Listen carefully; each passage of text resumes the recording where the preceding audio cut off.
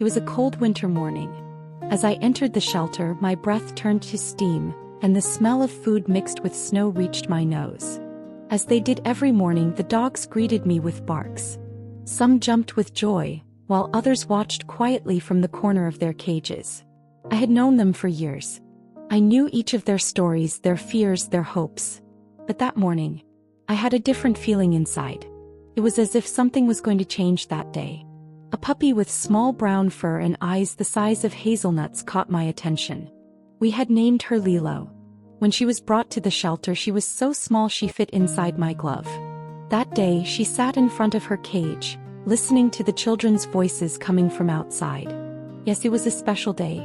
A group of families were coming to the shelter with their children.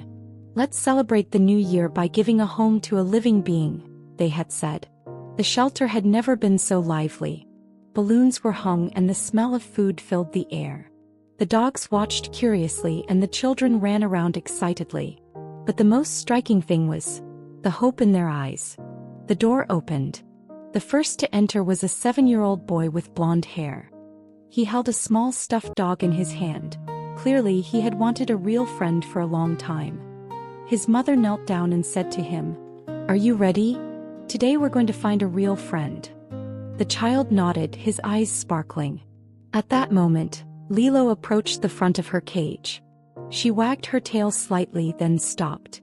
For a moment their eyes met. It was such a simple, quiet moment. It was as if the world had stopped for a moment. The boy slowly reached his hand through the bars of the cage. Lilo sniffed him first, then gave him a little kiss with her tongue. And that simple touch changed everything. "Mom, this one," the child said excitedly.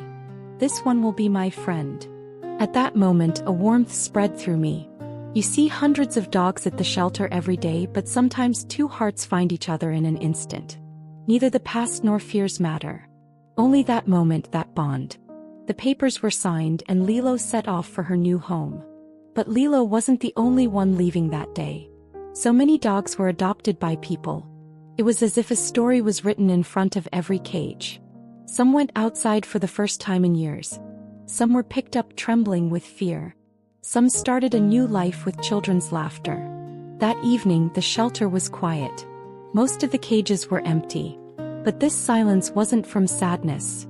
It was from peace. The next morning, photos started arriving from the families. The dogs on couches, in laps, under blankets. In their new homes with new names, in brand new lives. But I lingered longest on Lilo's photo. The little boy held his stuffed toy, Lilo sleeping beside him. Both wrapped in the same blanket, fast asleep. I stared at that photo for a long time. My eyes filled with tears. Because I knew, in that moment, it wasn't just a dog that had been adopted.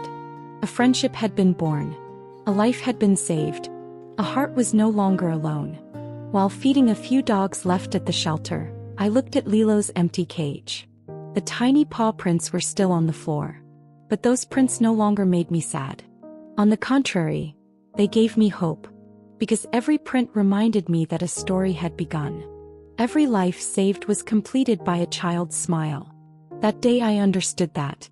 We don't actually rescue them. They rescue us. They teach us again what love, patience, and loyalty are. And every time, as a dog goes to a new home, I whisper quietly, "Goodbye, little friend. You're home now."